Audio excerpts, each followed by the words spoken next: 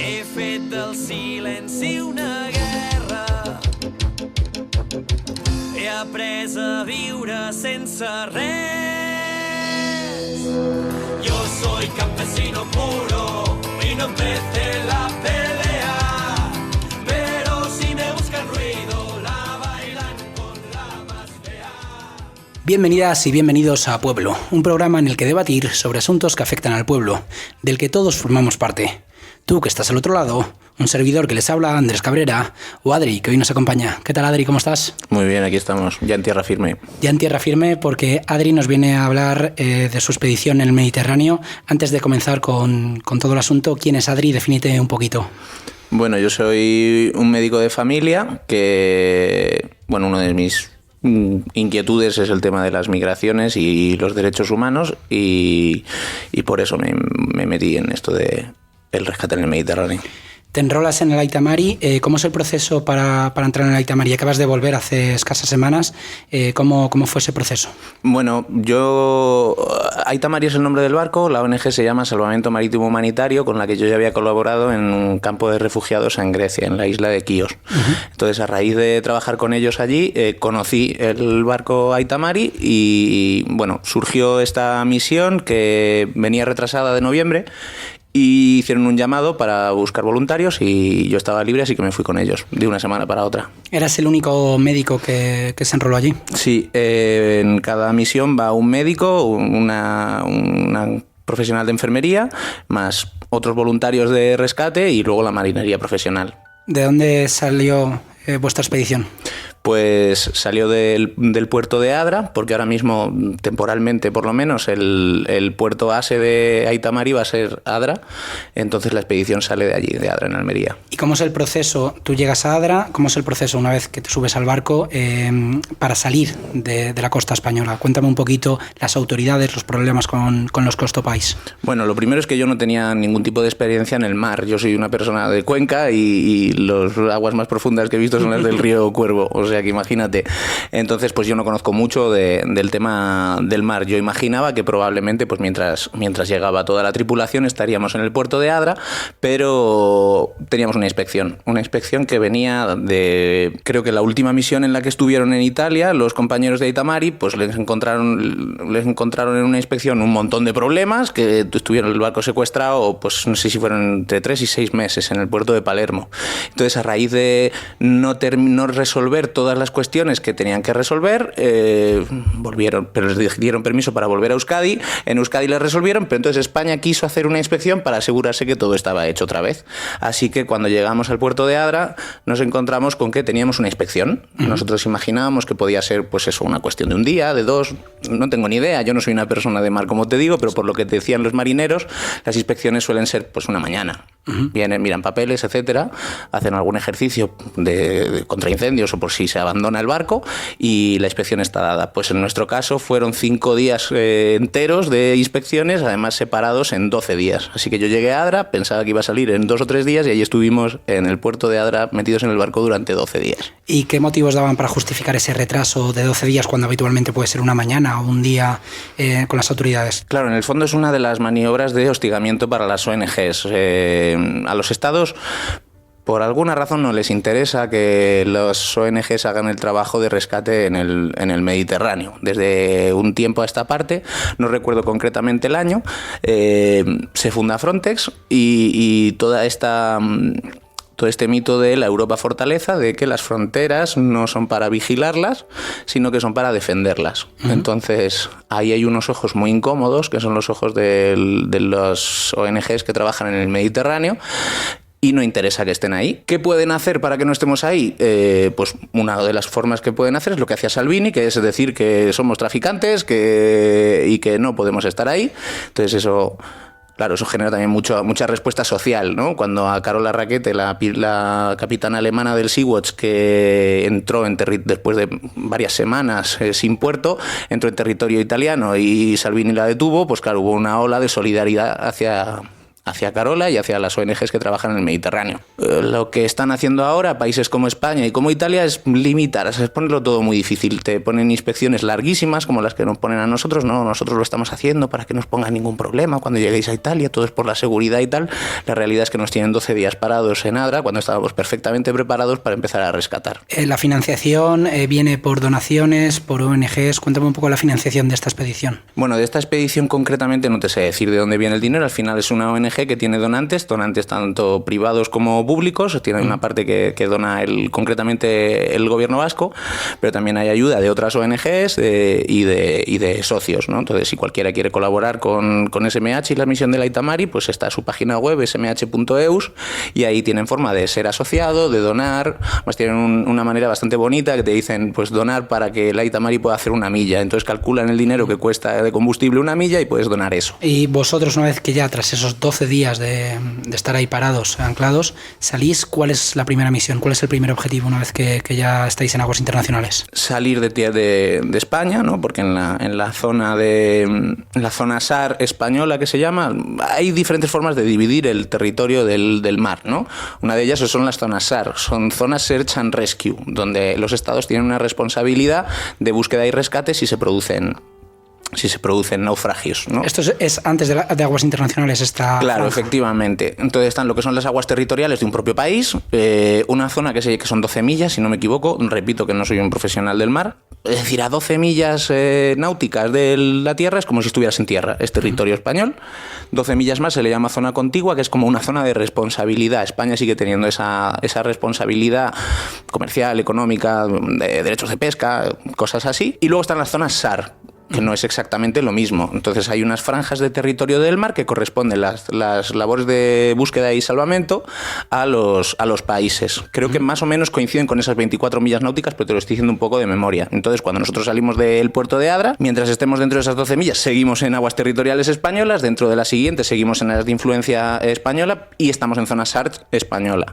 ¿A dónde van los barcos humanitarios? Van a la zona que se definió, que era la zona SAR de Libia, que, como bien sabes, Libia es un país que desde 2011 está en una situación, de guerra continuada. Ahora mismo no se considera que están en guerra, pero la realidad de ese país es que es un país que está fracturado completamente y tomado por las milicias.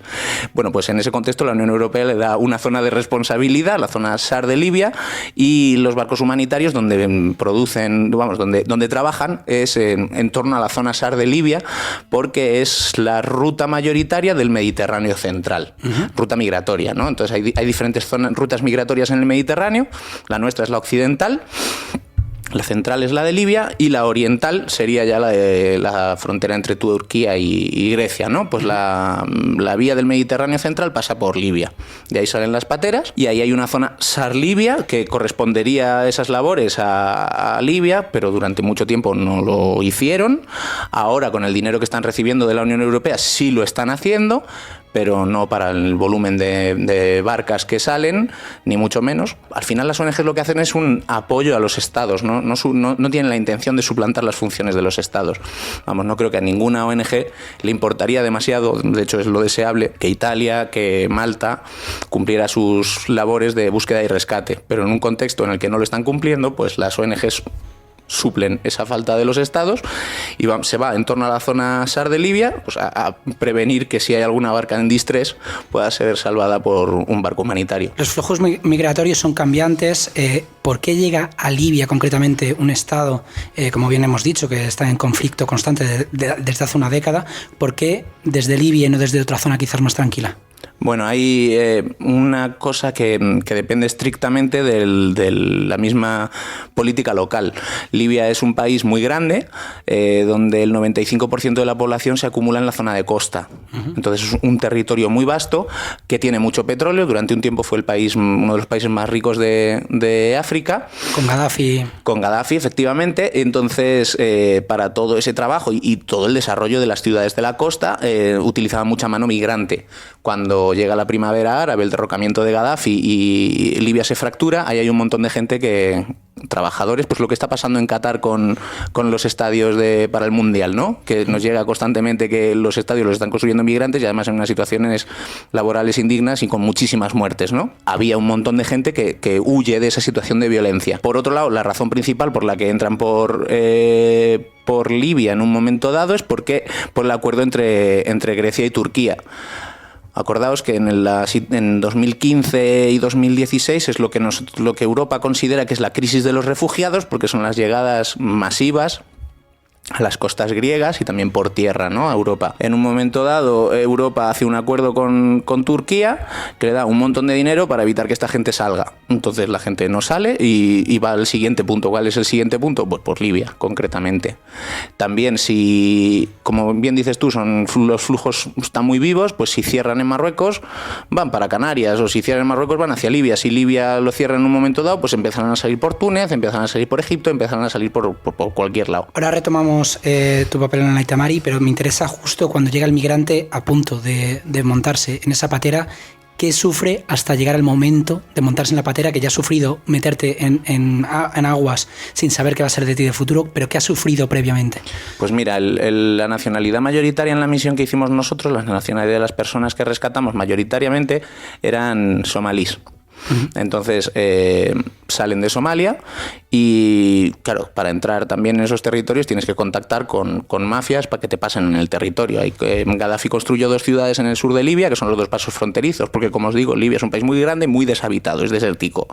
Entonces en esas 2 ciudades son los 2 puntos fronterizos. Entran por Libia, en un momento dado los llevan a centros de detención. Esos centros de detención pueden estar o no controlados por una de las 2 facciones mayoritarias que controlan el Estado, porque también pueden estar controlados por cualquier tipo de milicia o por cualquier tipo de mafia. Cuando entran en los centros de detención, y nos lo dicen claramente, y en todos los documentales que hay sobre las personas que han sido rescatadas, te lo dicen que los torturan para pedir dinero a sus familias para liberarlos. Si consiguen ese dinero, pues salen. Y entonces entran en contacto con una mafia, o la misma que los tenía en los centros de detención, para llevarlo a las zonas de costa. Entonces, cuando llegan a las zonas de costa, esperan a que les den la orden de que esta noche sales. Entonces los recogen rápidamente, los meten en la barca y salen para el Mediterráneo. Evidentemente hay un proceso muy duro por parte de las mafias, que es un tema muy manido cuando se habla de todo lo que está pasando en el Mediterráneo, sobre todo por la extrema derecha. A ver, el tema de las mafias es un tema negativo. O sea, al final las personas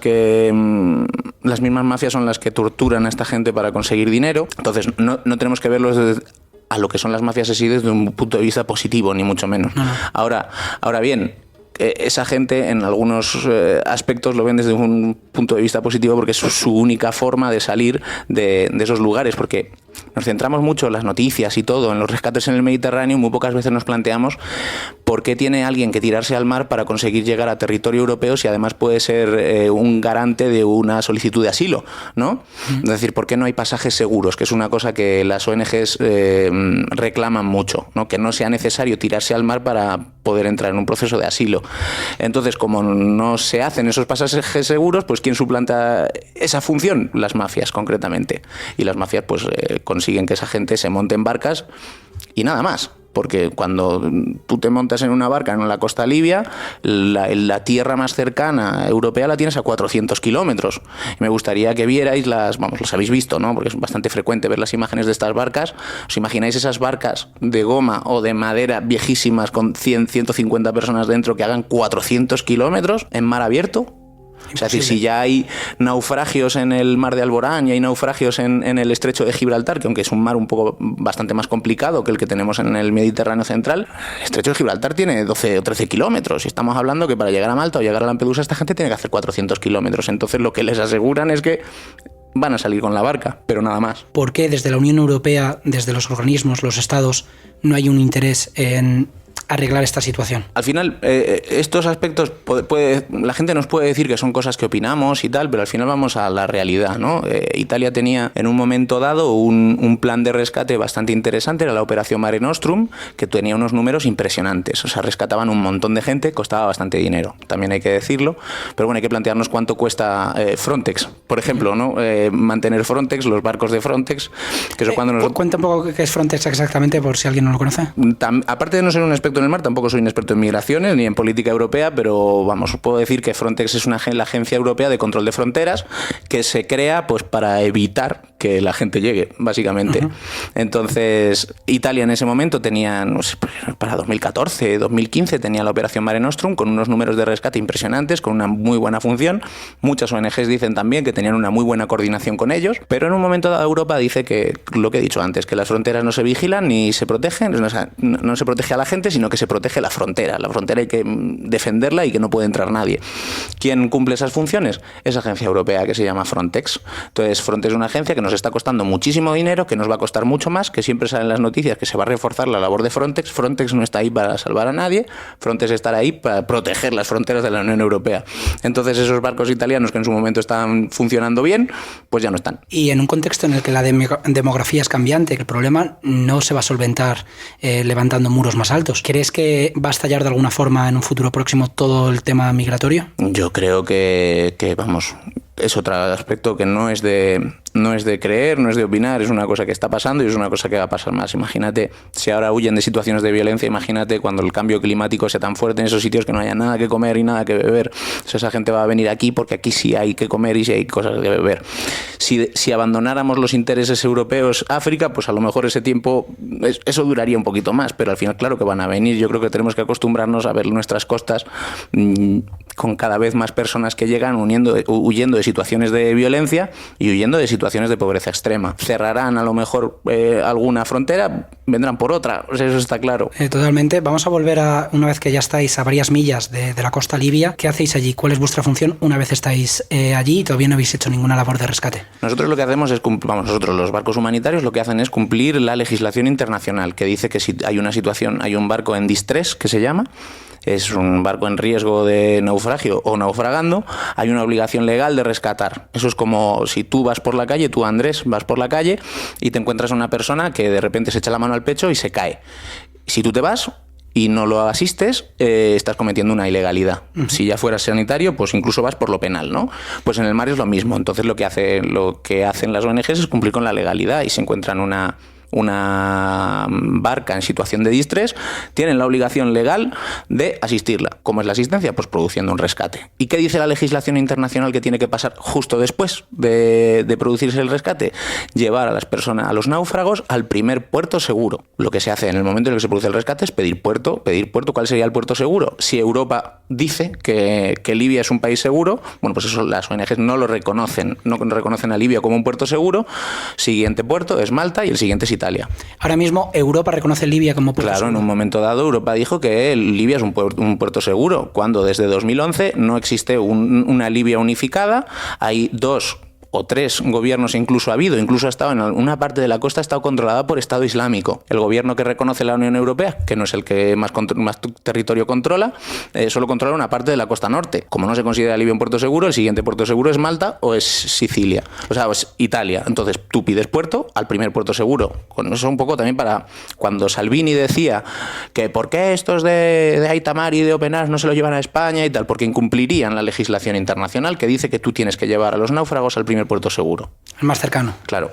¿Y qué pasa, por ejemplo, con Malta, que también está ahí cerca? Malta, oídos sordos. Oídos sordos totalmente. Oídos sordos a cualquier mensaje que se le mande. Vosotros rescatáis un barco en distrés, os exponéis a procesos penales pese a que os defienda el derecho internacional. Claro que te expones, o sea, claro que se expone. Vamos, hay que ir a la hemeroteca para ver que a Open Arms se le condenó, o sea, se le acusó de tráfico de personas, a Carola Rackete, según entró en territorio nacional italiano, después de, creo que fueron en torno a 40 días esperando que le dieran puerto, la metieron en la cárcel, la absolvieron, efectivamente. El Mare Jonio es un barco italiano que lleva parado desde 2015, secuestrado por el gobierno italiano por una acusación de tráfico de personas. ¿Vosotros hicisteis la labor de rescate después de cuántos días estando a varias millas de Libia? He de decir que en el momento en el que ya te acercas, pierdes un poco la noción de todo lo que te sucede alrededor porque ya estás completamente alerta, pero creo que hubo la suerte de que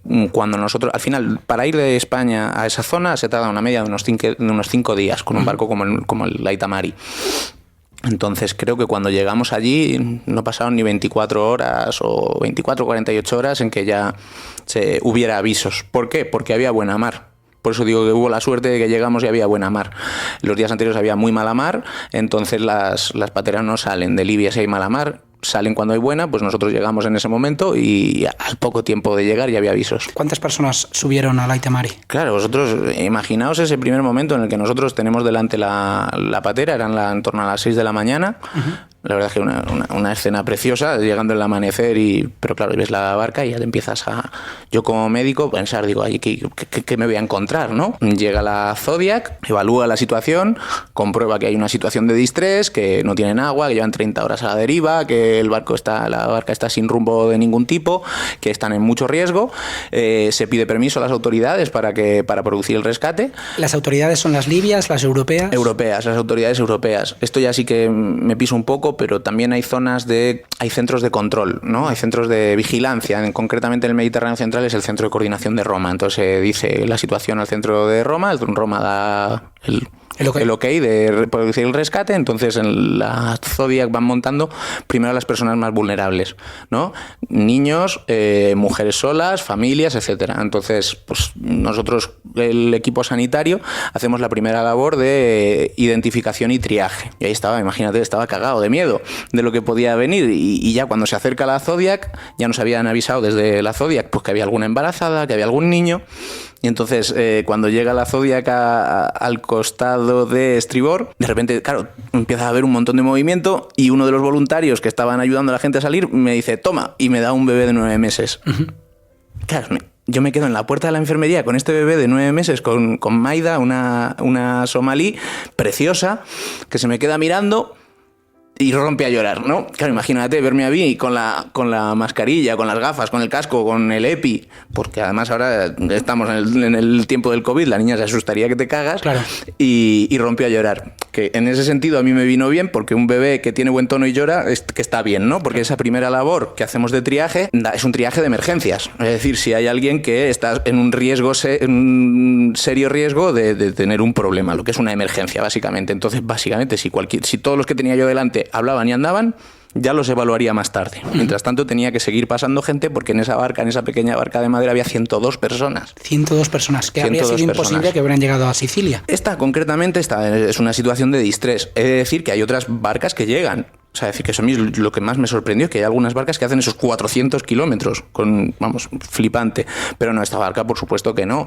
Y también hay que evaluar en qué condiciones llegarían, si llegarían, porque nosotros tuvimos en esa barca una emergencia seria, que era un niño de 16 años que viajaba solo, somalí, que estaba completamente inconsciente, que lo encontraron en el fondo del barco entre agua y gasolina. Estaba en una hipotermia extrema, costó más de 3 horas sacarlo, que empezar a hablar, porque al principio además era una situación médica bastante dramática, porque es lo que llamamos nosotros que estaba todo abolido. O sea, básicamente ese chico respiraba y temblaba, nada más, cuando no tenía ningún signo de ningún otro tipo. Entonces, después de 2 horas de calentamiento, tanto extrínseco y intrínseco, la primera temperatura que nos dio fueron 31 grados después de 2 horas. O sea, decir, es que eso peta todo lo que tú has estudiado, ¿no? O sea, peta todo lo que tú has estudiado, porque de repente te ves en el mar con un niño de 16 años, con toda la vida por delante, que te dice los libros que podría estar perfectamente muerto. Entonces, ese chico seguramente, si nosotros es imposible preverlo, pero si nosotros no hubiéramos estado ahí, como hubiéramos llegado horas después, hubiera muerto. Chico, al final salió bien, ¿no? Sí, salió adelante. Decía lo del agua y la gasolina porque esa es otra cosa. El agua de mar y la gasolina, cuando se juntan, produce unas quemaduras del carajo.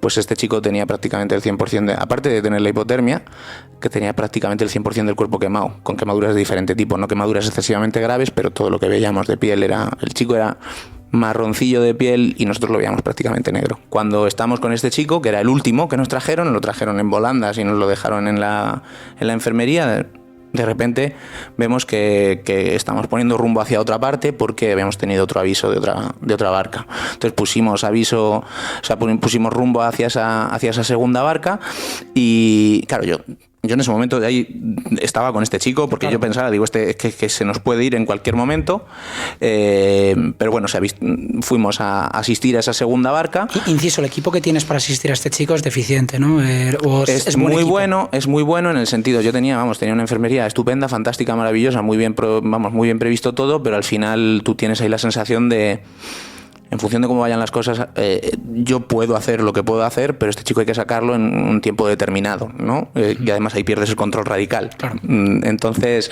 dependiendo de qué situaciones, pues a lo mejor no puedes. A lo mejor es como cuando tú llegas a una persona que tiene una parada y lleva 40 minutos en parada. Tú en la ambulancia llevas todo lo que necesitas, pero a lo mejor esa persona ya está muerta, ¿no? Ya. Y entonces nos dieron el segundo aviso, la segunda barca.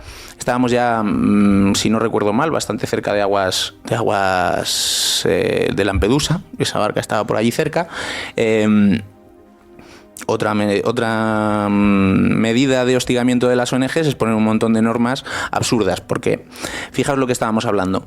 Si es una obligación legal asistir a una barca que está naufragando, entendemos que eso es una situación de emergencia, que puede ser Aita Mari el que rescate o puede ser un petrolero. Una situación de emergencia no se prevé. Yeah. Entonces, si la barca tiene 200 personas, tú tienes la obligación legal de asistirla. Pues una de las cosas que pone Italia es un número máximo de personas que puedes subir a bordo. ¿Y cuál es el número? Depende del barco, en el nuestro creo que eran unas 130 personas. Si la tripulación éramos 13 personas y asistimos una de 102, ya no podemos asistir a una segunda barca. Pues efectivamente llegamos a una segunda barca que creo que había en torno a unas 50 personas que no pudimos subir a bordo porque hubieran secuestrado el barco en Italia y es un dinero que no hay, que no tiene la ONG para mantener y que además a lo mejor subir a esa gente a bordo implicaba pues meses de no poder asistir. ¿Y no se puede acompañar a ese barco para ver que está todo bien? Efectivamente, esa es la labor que hacemos nosotros, esa es la labor que hicimos nosotros. Entregamos chalecos salvavidas, les dimos comida, les dimos agua y los estuvimos protegiendo hasta que se nos dio la orden de que teníamos que salir de ahí porque estaban llegando ya aguas italianas. Uh-huh. Claro, tuvimos la buena noticia, lo dijo alguien, nos han dado la noticia de que los chalecos de Aita Mari han llegado a Lampedusa y ahí por lo menos respiramos aliviados de que habían llegado, ¿no? Pero claro, ahí imagínate lo que es estar delante de una barca de 50 personas y que le tengas que decir que no. Volvemos a la primera embarcación que rescatasteis. Entiendo que las personas que vas tratando se abren contigo como médico, ves las heridas que pueden tener. Cuéntame un poquito esos días que estás con gente, no como este chico que tiene un caso grave, sino con pequeñas heridas o otros casos. Pues de todo lo que te puedas imaginar, porque como fíjate lo que te he contado, que puede ser el proceso de un somalí que entra en Libia y acaba en una barca asistida por el Aita Mari. Pues todo lo que te puedas imaginar. Esa gente ha estado en centros de detención, esa gente a lo mejor había uno de ellos que le habían torturado y su familia no tenía el dinero suficiente, pues prácticamente lo dejaron muerto en una carretera con los dos brazos partidos, inconsciente, y alguien lo llevó a un hospital y sobrevivió. Otro tenía un disparo en una pierna, un chaval de 15 años tenía un disparo en una pierna, una pierna normal y la otra como un palillo. Otro con dedos cortados, y cada vez que tú les preguntas, ¿pero esto de dónde? Dice, esto ha sido en Libia. Recuerdo un programa de televisión española que hablaban de la misión 65 de Open Arms, en la que te decían los mismos somalíes, dicen, nosotros cuando llegamos a Libia, como somos negros, nos dan un arma y nos convierten en hombres soldados sin cobrar y sin absolutamente nada. Y si no, porque es un país en guerra, ¿no? Entonces, pues los esclavizan de esa forma, y si no, en trabajos forzosos, y si ya no les sirven, pues lo que sea. Una de las cosas que más me sorprendió, fíjate que yo he visto cosas en el campo de refugiados, cosas muy heavy, porque casi el 100% de los hombres se levantan la camiseta y están disparados, y el 100% de las mujeres violadas. Pero una cosa que yo no me imaginaba ver es un chaval egipcio de 15 años con la espalda llena de latigazos. Dios. De latigazos, o sea, de cicatrices. Pero esto... parece de otra época. Completamente de otra época. Otro que le habían quemado con ácido, o sea, todo lo que te puedas imaginar. Es gente que no se están tirando al mar por gusto. Gente que están huyendo de eso, ¿no? Que están huyendo de esa violencia. ¿Y eso a ti qué te produce? ¿Qué choque mental te produce a ti viniendo? Pues aquí trabajas como médico en Granada, pero de repente te topas con otra realidad completamente diferente. Cuéntame un poco el tema mental para ti, ¿cómo lo gestionas? Bueno, esta vez no fue tan heavy como la primera vez que me fui al campo de refugiados, que es la primera vez que vi cómo la gente huye de la violencia, ¿no?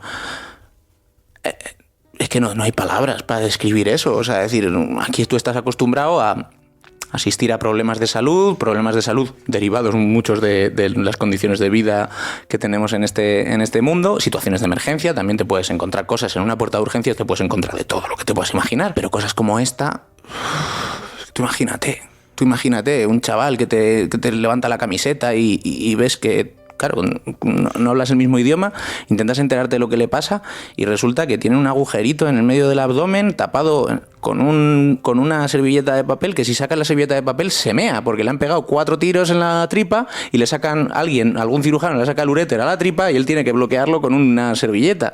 Tú imagínate. Claro, cuando tú estás ahí dices, pero ¿cómo? Luego cuando escuchas las barbaridades que se escuchan aquí, ¿no? ¿De qué están huyendo? Y si hacemos...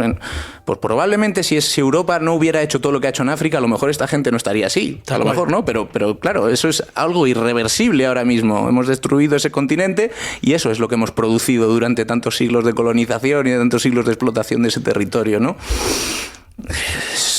Vamos... Yo, mira, fíjate que muy poquitas veces en mi vida como sanitario, que no he llorado prácticamente nunca, ¿no?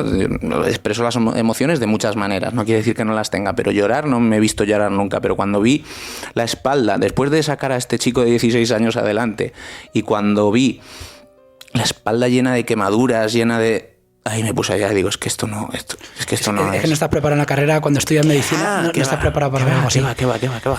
Os acercáis a Sicilia, ¿cuál es el proceso? Que una vez que os acercáis a Sicilia, ¿qué pasa? Nosotros cuando rescatamos pedimos puerto. Y puerto seguro. Entonces ya ahí, pues claro, tú pides a Malta te contesta o no te contesta. Entonces, o te manda la mierda, ¿no? Eso ya son cosas que saben el capitán, que es el que hace toda esa comunicación. Malta te dice que no o no te contesta, pues se lo pides a Italia. Italia te dice, ¿por qué no se lo has pedido a Malta? Pues ya se lo he pedido a Malta, pues se lo tienes que pedir otra vez, se lo pides a Malta, tal, hasta que en un momento dado te dicen puerto. La burocracia cansina de Europa. Tú tienes ahí un chico que ha estado a punto de morir, lleno de quemaduras. Tú como sanitario puedes asegurar mantenerlo un tiempo, pero no puedes mantenerlo más tiempo. Imaginar lo que son 102 personas a bordo de un barco de un pesquero, porque la Ita Maria es un pesquero, ¿no? O 300 en otros barcos. Es que se te tiene que dar el puerto automáticamente. Y encima ahora están orgullosos los italianos de decir que se ha reducido mucho el tiempo en el que te tarda en dar puerto. 2 días y medio, decía el otro día la ministra de Interior de Italia.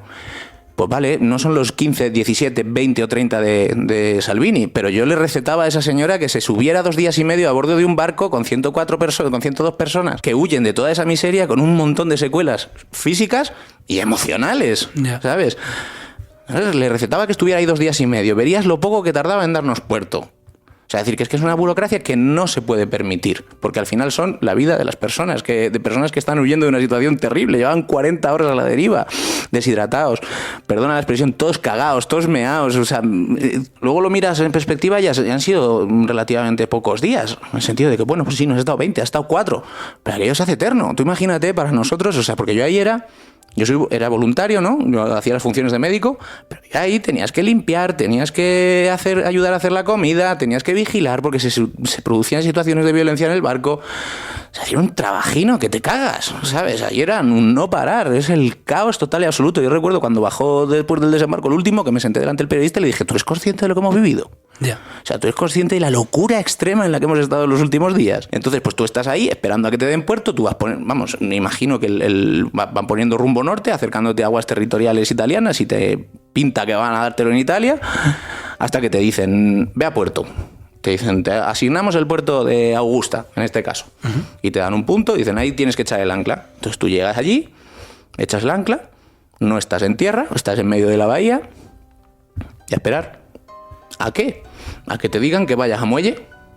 Bueno, pues nosotros ahí esperando. Ya la gente, claro, miraba a la tierra, no entendía por qué no estábamos yendo para allá. Bueno, nos darán puerto, ¿no? Nos darán permiso para ir para allá. Al día siguiente nos dicen, acercaos a muelle. Nos acercamos a muelle. Ya, imagínate que el momento ya estábamos todos, claro, siempre te avisan, claro, la gente de la ONG, gente con experiencia, te dicen, no le transmitas mucho entusiasmo porque no tienes ningún control sobre la situación. Pero claro, cuando ya te dicen que vayas a muelle, tú estás ahí contento, no les dices nada, pero ya estás con los ojos de alegría, te empiezan, claro, empieza a despedirte, la gente a llorar, y llegas al muelle. Y te encuentras allí a los policías y a una ambulancia. Se bajan y nos dicen que no, que es solo para las personas que yo como médico he descrito que había que sacar del barco por una situación médica. Tú previamente habías hecho claro, un informe. Yo el chico yo las situaciones médicas que había que... Pero vamos, que yo documentaba todo lo que sucedía. Y había más que 1000 razones para que nos dieran el puerto automáticamente, ¿no? Tal cual. Y más en un momento de pandemia, ¿no? Cuando se supone que no tiene una situación con tantas personas a bordo es peligrosa para la salud pública. Tú documentas todo. Pues no dice nada, no. Solo los 2 chavales que el médico ha dicho que hay que sacar. ¿Que te lo han autorizado? O pueden autorizártelo. En este caso me autorizaron todas las evacuaciones que dije, pero pueden decirte que no. Y que te tienes que volver con las otras 100 al punto de fondeo, a echar el ancla. Imagínate nuestra cara cuando nos vemos, y la nuestra, imagínate la de la gente que iba con nosotros a bordo, que ven como nos estamos alejando del muelle y que no podemos decirles nada. Y que no sabes cuándo vas a volver, si vas a volver. Nada. Sabes que vas a volver, sabes que tú no vas a volver para atrás. No los vas a volver a soltar en el mar y no los vas a llevar a Libia. Pero ellos no lo saben. Y ellos te acercaban y te decían, ¿por qué no nos dejan entrar? ¿Por qué no nos quieren? Nos decían. Me acuerdo de un chaval, un egipcio de 18 años, que me miraba y me decía, si nos volvéis a Libia, nos vamos a suicidar todas las personas que estamos a bordo, porque no vamos a volver a Libia. Imagínate cuando un chaval te dice eso, ¿sabes? Y tú ahí... Y tú, sabes que te darán puerto, pero ya se te vienen las imágenes esas de 2019, de barcos 15, 20 días, y dices, pero ¿cómo vamos a aguantar eso, no? ¿Teníais comida y bebida para aguantar muchos días? Había comida y bebida, claro, porque se prevé que la haya, pero está la comida, la bebida, las fuerzas, y que la gente se empieza a poner nerviosa. Son mucha gente a bordo, distintas nacionalidades, no tienen por qué ser amigos, no tienen por qué ser etnias o razas que se lleven especialmente bien, y que tienen que dormir agolpados en el barco. Entonces cada minuto es un riesgo de que haya situaciones de violencia, un riesgo para la salud pública. ¿Cuántos días después volvisteis al muelle? Bueno, pues fue 24 horas después, fue al día siguiente. Ahí sí que ya no emitíamos ningún tipo de emoción por la cara, porque ya estábamos escarmentados de haber emitido alguna el día anterior y entonces por ahí estábamos. Eso, cualquier maniobra tarda mucho tiempo en el mar, no es como aparcar un coche, y yo estaba ahí hablando con los chavales de jugadores de fútbol diciendo, por Dios, ¿los van a sacar? ¿No los van a sacar? Y definitivamente, pues sí, nos encontramos ahí un montón de gente, nadie se presenta, empiezan a hablar de todos, además yo como hablo italiano, pues hablaba con ellos, y nadie se presenta, todos empiezan a interrumpirse, bueno, fatal, una coordinación terrible, nefasta. Y había policías, había gente de Frontex, había gente del Ministerio de Sanidad, 2 médicos que subieron a bordo para hacer test, descoordinados completamente. Nosotros, por cierto, eso no lo he comentado, como estamos en el COVID, somos un barco que llevamos test de antígenos, fuimos haciendo test de antígeno a la gente. En la primera tanda que hicimos había un positivo, en la siguiente había 14 positivos, y al final, definitivamente, en esta última que hicieron las autoridades italianas, había 21 positivos. Entonces se puede considerar que contuvimos bien epidemiológicamente aquello, cuando la situación, el barco no es un lugar adecuado para hacer circuitos ni historias, ¿no? Pero bueno, que estamos bastante contentos tanto de haber llevado los test como de que lo hicimos bastante bien. Bueno, pues nosotros tardábamos, el equipo sanitario, tardábamos 1 hora y media en hacer las 102 test. Esta gente tardó 9 horas en hacer los test. 9 horas en hacer los test, pero es que no te lo pierdas. Llegamos a un puerto, por supuesto un puerto comercial en el que no puede entrar nadie. No vamos a un puerto donde puedan ir allí ni ONGs, ni defensores de derechos humanos, ni prensa, ni nada. Todo bien oculto para que nadie sepa lo que pasa. Un puerto gigante, con una explanada enorme delante nuestro, pero todo había que hacerlo dentro de nuestro barco. Había que hacer los test dentro de nuestro barco. Y yo decía, pero si no tiene ningún sentido. No tiene ningún sentido. Y según iban saliendo positivos, en vez de sacarlos, nos los dejaban a nosotros dentro. Entonces llegó un punto que estaban todos los positivos con nosotros en el barco y todos los demás se habían ido. Nosotros, cuando hacíamos los test, lo explicábamos a la gente que implicaba ser positivo, que implicaba ser negativo. Esto no explicaban nada. Claro, allí la gente no entendía nada. De repente se veían acumulados en una zona del barco, todo el mundo se había ido, se había hecho de noche, llevábamos 11 horas de desembarco, la gente se empezaba a poner nerviosa. Hubo un momento que es que ya era como, recuerdo de ir dando pasos hacia atrás porque se nos acercaban los positivos, que estaban muy nerviosos, evidentemente. ¿Qué hacemos? Terrible, todo lo relacionado con las autoridades italianas cuando llegamos, y lo peor de todo es que cuando ya decimos, mirad, por Dios, esto hay que terminarse ya, llevamos 11 horas aquí, nos dicen, no, ahí sí que se presenta la persona y dice, yo soy el que, 11 horas después de estar ahí, yo soy la persona que coordino este operativo. Digo, tiene cojones que no te has presentado antes, y hago lo que puedo con los recursos que tengo. Entonces no podemos mandar más autobuses, ni más ambulancias, ni mal tal. Entonces, claro, nosotros vemos, y yo que me quedé en Sicilia luego, y además pues aprendí más de todo esto que está pasando, te dicen que no tienen medios, pero ves, cuando se salen de nuestro barco, van a un crucero, mandan a los migrantes a un crucero a hacer una cuarentena de 14 días, un crucero gigante. No os imagináis la imagen, la comparación entre nuestro pequeño barco pesquero con ese mastodonte, y le está costando 50.000 euros al día en alquiler cada uno de esos barcos, y Italia tiene 6. Es decir, Italia se está gastando 9 millones de euros en el alquiler de cruceros para hacer la cuarentena a los migrantes. Y te dicen que no pueden hacer más rápido los desembarcos porque no hay medios suficientes. Es decir, le están pagando 9 millones de euros a una compañía de cruceros, solo en concepto de alquiler, 9 millones de euros al mes. Que con lo que te cuesta en un mes rehaces todo el sistema de acogida italiano. Y te dicen que no pueden poner un autobús para llevarse a las 40 personas que tienes a bordo después de 11 horas de desembarco y 4 o 5 días de estar con ellos después de una labor de rescate. Se te caen el los pies, Se ¿no? te cae la nota. Un cabreo que te cagas. Un cabreo que te cagas. Y eso solo el alquiler, porque luego, claro, dentro está Cruz Roja. Y que paga la Cruz Roja. De la comida, tal. O sea, una cosa que queda clara es que esto, el tema de los migrantes y todo este conflicto que se genera, al final hay gente que se está llevando muchísimo dinero. Que esta gente, después de sobrevivir a 40 horas de viaje en una patera, ser rescatados por un barco humanitario, Italia los mete en otro barco. Imagínate. Realmente eso es... ¿Sabes? Éticamente yo creo que es algo reprobable. Dices, vale, hay que hacer la cuarentena por lo que tú quieras, aunque sabemos que los principales países que están acuciados por el COVID somos los países europeos, especialmente Italia y España. Punto número 1. Pero bueno, se entiende lógicamente que se haga una cuarentena porque no se la puedes hacer en tierra. Sobre todo si te estás gastando 9 millones de euros al mes en alquiler de 4 naves, de 6 naves cuarentena. Una vez que ya desembarcáis, me has comentado fuera de micros que estuviste 5 días en Sicilia y te enteraste... No, espérate, esto no ha terminado. Cuando baja el último de las personas del barco, el último de los migrantes, que imagínate eso, por salir un poco del tema frío de todos los datos que te estoy dando, claro, imagínate la felicidad cada vez que nos despedíamos, las gracias que nos daba esta gente. Bueno, o sea, decir, ahí me han dicho cosas que no me han dicho en la vida, ¿no? Y ahí sí que se te saltan las lágrimas, ¿no? Después de ver, sobre todo cuando sacamos al chico este que estuvo a punto de morir, yo me acuerdo que se giró la cabeza, se despidió, y ahí sí que yo rompí a llorar porque dije, madre mía, o sea, una situación preciosa en ese sentido, a pesar de que sabes que su camino no se ha terminado. Su juego de pantallas, que al final, cada vez que piensas en todo lo que tiene que hacer una persona de estas cuando sale de su país, a mí me viene a la cabeza el Super Mario, ¿no? Se hace una pantalla, otra pantalla, y te quedas bloqueado en una pantalla y no pasas a la siguiente pantalla, ¿no? Pues su pantalla no se ha terminado y sigue un recorrido bastante dramático en tierra, porque claro, las personas cuando entran en tierra están detenidas porque han entrado ilegalmente en la frontera. ¿Hasta qué? ¿Hasta cuándo? Generalmente esos son pocos horas, minutos, los detienen, solicitan el asilo, y hasta que se resuelve el proceso de asilo pueden pasar meses o puede pasar años. Mientras tanto están, pues ya no pasan en la nave de cuarentena, pero van a un centro de detención, a un CIE, o sea que su camino no se ha terminado, ¿no? Y el nuestro tampoco, porque nosotros, que lo lógico sería, hemos terminado, si acaso necesitamos meter carburante o lo que sea para hacer una nueva misión o para volvernos a España, Italia te dice que tienes que estar 14 días de cuarentena en ese puerto. Tú 14 días de cuarentena ahí.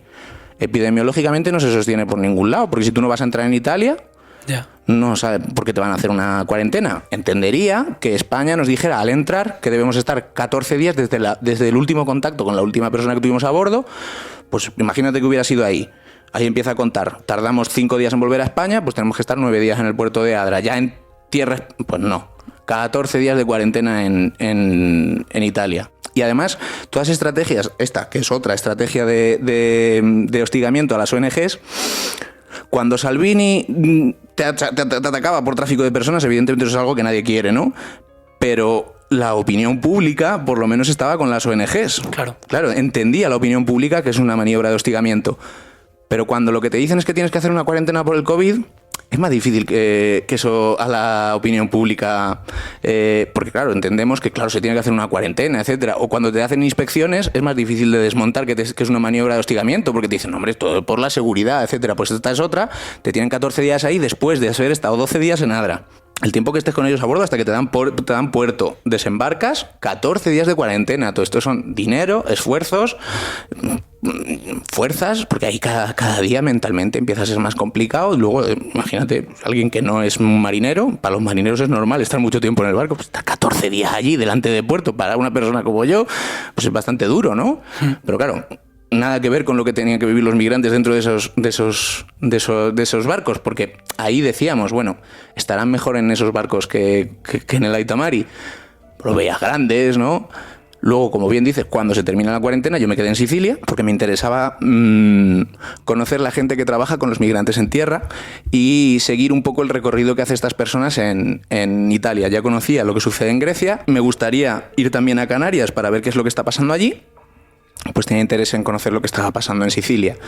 Y entonces contacté con redes de antirracistas y de ONGs que trabajan por los derechos humanos de las personas migrantes y descubres que están en unas condiciones terribles en los barcos cuarentena, que ha habido muertes, que todo catastrófico, que las cuarentenas las hacen mal porque juntan a positivos con negativos, prácticamente no tienen personal médico, entonces viven una situación desastrosa dentro de los cruceros cuarentena. Como no hacen bien las separaciones, a lo mejor pueden estar ahí 60 días de cuarentenas encadenando una con otra. Bueno, siempre una situación de indignidad total y absoluta.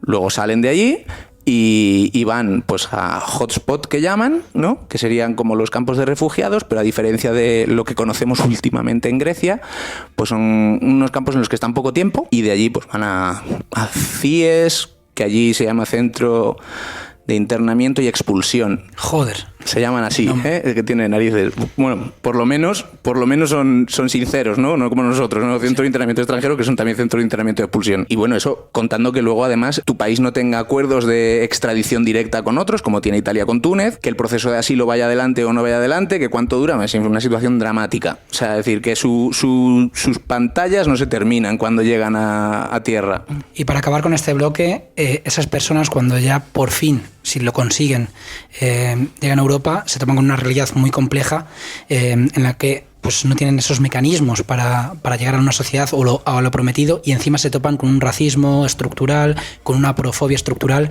¿Qué puede hacer un ciudadano para, ante casos como los que acabas de contar, abrir un poquito los ojos y no caer en ese racismo estructural que muchas veces caemos sin ser conscientes? Como resumen final de la charla. Me gustaría dedicarme profesionalmente a esta situación. Yo soy médico, ¿no? Pues a tratar con personas migrantes, con refugiados, etcétera.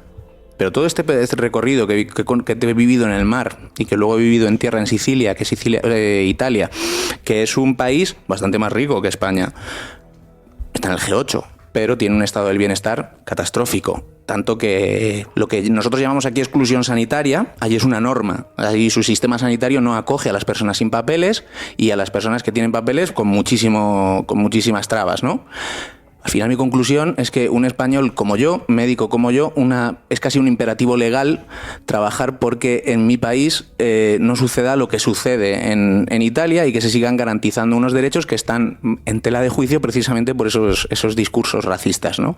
Que te dicen que vienen aquí a gastar nuestros recursos, que gastan nuestra sanidad, cuando sabemos que gastan poquísimo. Y entonces para mí mi conclusión de todo esto es que es casi una responsabilidad trabajar dentro del sistema o dentro de mi sociedad, si no fuera médico, para garantizar que esas situaciones de violaciones de derechos humanos, de exclusión de migrantes, de aporofobia, eso hay que cambiarlo también.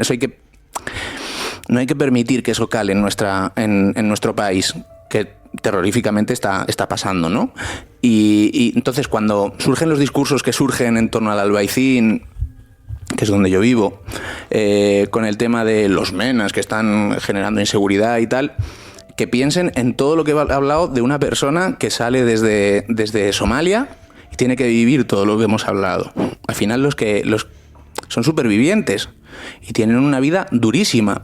Y si nosotros no los incluimos en la sociedad, no los integramos, tienen que sobrevivir. Que tienen que sobrevivir, tienen que continuar sobreviviendo. Si estas personas, que sus padres o lo saben o no tienen padres, pero se permite que lleguen a otro país, que crucen el mar, son detenidos, van a centros de internamiento, etcétera, etcétera, joder, yo creo que ya han hecho suficiente, ¿no? Yo creo que ya han tenido que pasar suficiente como para que luego lleguen a nuestros barrios y los tildemos de delincuentes, les digamos que todos los males de nuestro barrio dependen de ellos. No hablamos de la turistificación, de la gentrificación, que son los verdaderos problemas del barrio. El problema es que estos chavales están ocupando casas. ¿Por qué ocupan casas estos chavales cuando cumplen 18 años? Porque no tienen otro sitio a donde ir. Salen sin permiso de trabajo, salen sin permiso de residencia, salen sin tarjeta sanitaria de los centros de menores. Se van, con perdón, a la puta calle y se tienen que ganar la vida. Pues estos chavales no quieren ocupar casas, ellos querrían trabajar, querrían tener una vida digna, pero es que no lo permitimos. Entonces, digamos que el mensaje que me gustaría dar es que estas personas son personas humanas que han sufrido muchísimo más de lo que hemos sufrido, cualquier persona de mi entorno, sí. Y que por Dios, ya han vivido suficiente como para que además nosotros estemos excluyéndolos y culpándolos de todos los males de este mundo. Me parece un gran mensaje final. Vamos a pasar a otro bloque. En este caso vamos a poner una canción que Adri me ha pasado, de Da Bing. No sé si la voy a pronunciar bien, Machebe Thief, no sé si se pronuncia así es como la pronuncio yo. Pues perfecto, vamos a escucharla y ahora la comentamos.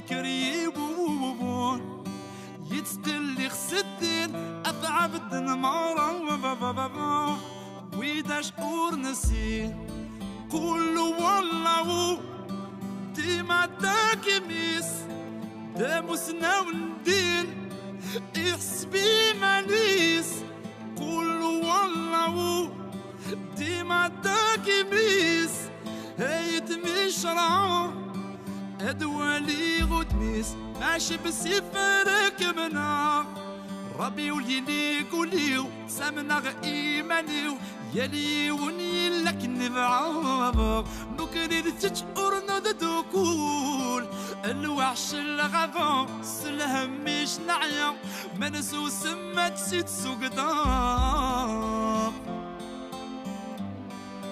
وركب غي غلا وكحمل غلا أثعب المرابع ويداش نسي تعش بسيفرك منار الربي وليني قوليو سمنا غير إيمانيو يلي وني لك نبعا نكرر تشعر ندوكول الوحش الغضا سلهم مش نعيا منسو سمت جيت سوقدار Chante ta version mais chacun a la sienne. On n'a rien en commun mais je te dis pas de problème. Chacun ses convictions, chacun sa mise en scène. Même couleur dans nos mains malgré notre épiderme. Les consonnes peuvent se lire s'il y a des voyelles. Le futur de nos vies se conjugue au pluriel. N'est aucune réponse que des questions. Rien ne me convient dans toutes les explications. Ce qui s'annonce n'est pas ma direction. Et si je me trompe, d'où viendra la sanction? Qui peut croire nous imposer un seul regard sur notre idéal? On ne fait que rechercher un équilibre entre le bien et le mal.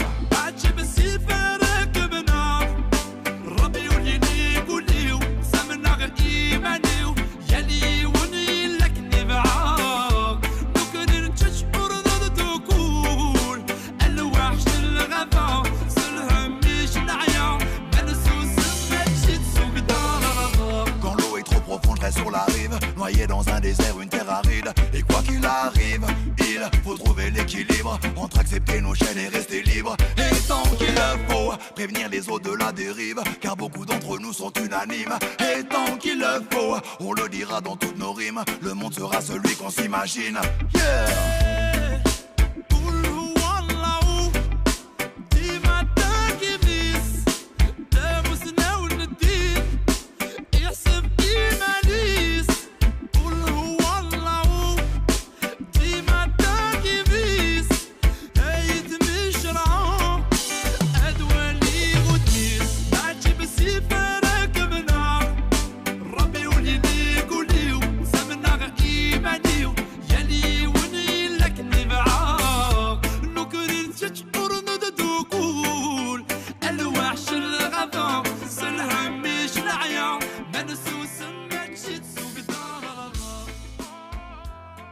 Bueno, Adri, ¿por qué esta canción y no otra? Cuando te dije elegir una canción, ¿por qué decidiste esta?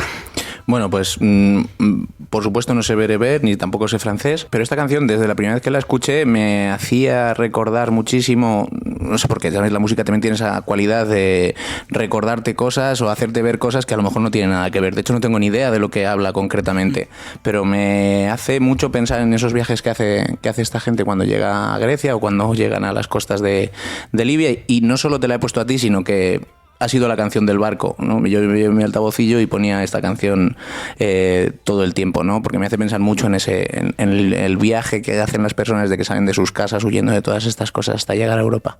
Por eso es la razón que te la dije. Luego es una canción precisa, yo la conocía, Da Pink, me parece un grupazo que lo recomiendo desde aquí si no lo conocéis. Vamos a pasar a la parte del texto que ha seleccionado León el Africano de Amin Maalouf. Cuando quieras, lee ese extracto del libro. A mí Hassan, hijo de Mohamed el Alamín, a mí Juan León de Médicis, circuncidado por la mano de un barbero y bautizado por la mano de un papa, me llaman hoy el africano, pero ni de África, ni de Europa, ni de Arabia soy. Me llaman también el granadino, el fesí, el zayati, pero no procedo de ningún país, de ninguna ciudad, de ninguna tribu. Soy hijo del camino, caravana es mi patria y mi vida la más inesperada travesía. Mis muñecas han sabido a veces de las caricias de seda y a veces de las injurias de la lana, de oro de los príncipes y de cadenas de los esclavos. Mis dedos han levantado 1000 velos, mis labios han sonrojado a 1000 vírgenes, mis ojos han visto agonizar ciudades y caer imperios. Por boca mía oirás el árabe, el turco, el castellano, el bereber, el hebreo, el latín y el italiano vulgar. Pues todas las lenguas, todas las plegarias me pertenecen, mas yo no pertenezco a ninguna, no soy sino de Dios y de la tierra, y a ellos retornaré un día no lejano. Y tú permanecerás después de mí, hijo mío, y guardarás mi recuerdo, y leerás mis libros, y entonces volverás a ver esta escena, tu padre, ataviado a la napolitana, en esta galera que lo devuelve a la costa africana, garrapateando como mercader que hace balance al final de un largo periplo. Pero ¿no es esto, en cierto modo, lo que estoy haciendo? ¿Qué he ganado?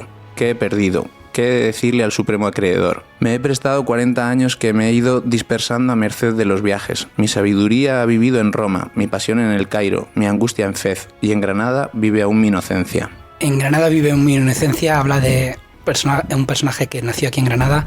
Cuéntame por qué has elegido este extracto de este libro. Bueno, cuando me dijiste que tenía que traer un extracto de un libro, empecé a pensar en todo lo que he leído sobre los refugiados españoles después de la guerra civil, etcétera, etcétera, y hablando con mi pareja, me dijo, joder, léele el prefacio de León el Africano, y volví a releerlo y decidí que efectivamente era el texto, ¿no? Es la historia, León el Africano es un libro de Amin Maalouf que cuenta la historia de este viajero que tuvo que huir de Granada, que pasó por Fez, etcétera, etcétera, y habla pues, al final, de una forma ligada a la religión, ¿no? Que pues quizá no comparto, pero al final está hablando del internacionalismo, que es un poco pues lo que creo que guía al final a las personas que trabajan por los derechos humanos de las personas migrantes, tanto en mar como en tierra.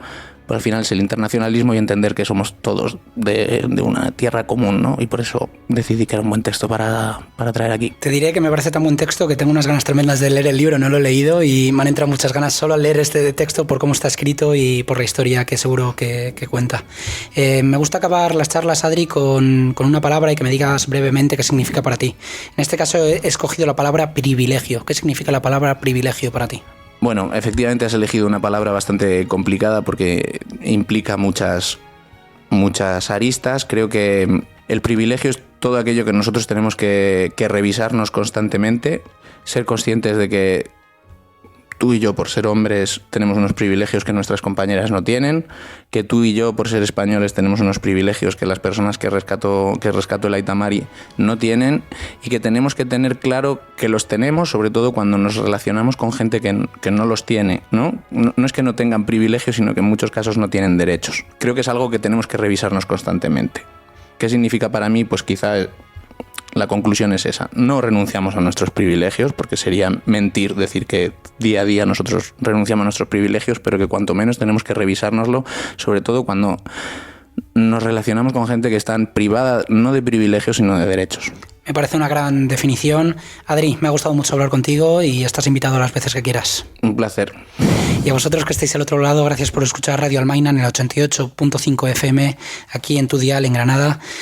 Nos escuchamos muy pronto con una nueva entrevista. Adiós.